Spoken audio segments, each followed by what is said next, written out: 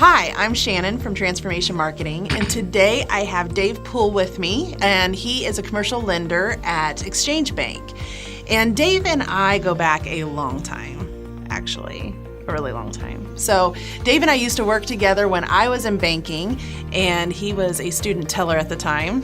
And so it's fun to reminisce. And so when I started Transformation Marketing, and then we grew, our paths crossed again, and he became my loan officer, and he was brilliant. So he's done a lot of good things for transformation, and so I'm so excited to have him as part of our power team here at TM.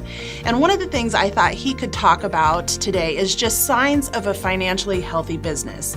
Along with lending needs that he's helped me with, he's also helped me understand aspects of my business that early on I was just learning. So Dave, thanks for coming today. Thanks for having me. Tell us about financially healthy businesses. Well, there's a few ratios that I specifically look at in banking that identify if a company is in good financial standing or not. And naturally, we want to work with the utmost financially savvy and ratio-wise companies. Some of those ratios include profitability ratios, net profit, gross profit, expense ratios, that sort of thing. Making sure that your expenses are in line is key to any company. So you talk about a lot of ratios, and I would assume that I'm not the only one when that makes a business owner's head spin. I would say the vast majority of mid-sized businesses struggle with understanding those ratios. Is that accurate? Yes, it is. And that's where a good banker or a good CPA will step in and be able to help you understand those ratios just as I have with you. That's what I was curious about. Is this something, if they aren't getting from their banker, that they should expect to be able to call them up and sit down and go, okay, I'm looking at the health of my business. What do I need to look for, and how do I understand those numbers? That is something that they should expect from a commercial lender. Absolutely, and that's something that I kind of pride myself on, is being upfront with my business owners that I work with. Do you typically meet with your clients like on an annual basis or quarterly, or just it depends on the business? It depends on the business. In some cases, I have some businesses that want to meet with me on a quarterly or semi-annual basis. I have a couple businesses that have their own CFOs, and we meet on more of an annual basis.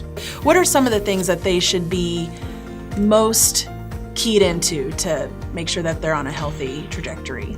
Making sure that each project is profitable is pretty key on that. And if you have that, then you'll have profitability at the end of each month. Most business owners that are very successful look at their financials on a daily basis as well. Talk about the advantages to a business owner in owning their own property and how you view that. There's quite a few advantages of owning your own building, and I view it as, first off, you have rent versus ownership. There's definitely advantages of owning your own building, just as a homeowner owns their own house versus renting a house. Within a business, a lot of companies will set up a separate LLC to protect the operating company away from the real estate as well. And with that, there's advantages. The operating company can rent space from the real estate company, and that becomes a tax deduction on the operating company as a rent expense. And then also within the building, there's depreciation, which is a non-cash item. It doesn't cost the company anything in cash-wise, but it does also save on taxes at the end of the year, potentially based off that depreciation. Within that too, there's other expenses you can build in within that, and that'd be something more to talk with your CPA with. You kind of touch on something about how much overlay there is between the banking relationship and the CPA relationship, and how all of those work together as far as structuring what's best for that business. Do you often, do you talk with the CPAs if you're working with a client too, so you guys are all on the same page, or how do you work within the team? Yeah, a lot of times I work with a couple companies where it's the business owners, me, and the CPA meeting at the same table and making sure that the objective of the growth of the company and what the company wants to do is within the financial realms of the bank's needs and wants, and also what the CPA can provide as well. I think we touched on most of your list. Is there anything that you can tell business owners that maybe are coming to switch a bank or coming to a bank for the first time? What are things that they should have prepared or should they expect? The expectation is up-to-date financials. whether that be through QuickBooks or through a CPA prepared financial statement. Typically, a bank will want a personal financial statement too on the individual that owns the companies. Typically, that's anyone over 10 or 15% ownership.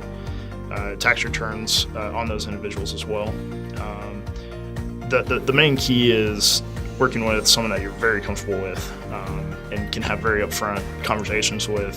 Sometimes if the company comes through hard times, you've got to be able to go talk to your banker before it becomes really hard times. Maybe restructure your debt, or maybe it's a working capital note of some sort to get through a tough time. And if you're not comfortable with someone to have those conversations, then you're probably not in a very good situation to succeed over a period of time. Well, and I will say, just on the professional side with protecting the information and privacy, there's just that personal relationship that I can feel already with Exchange Bank. And granted, I worked with you for several years, but I think that's important too. Like you said, feeling comfortable, but just feeling like you're wanted there when you go in. So I appreciate that with Exchange Bank. And so personally, I would very much recommend Dave Poole and Exchange Bank. But I think the information that you have would be important to a lot of people that we know. So thank you so much for coming by and sharing. Thanks for having me.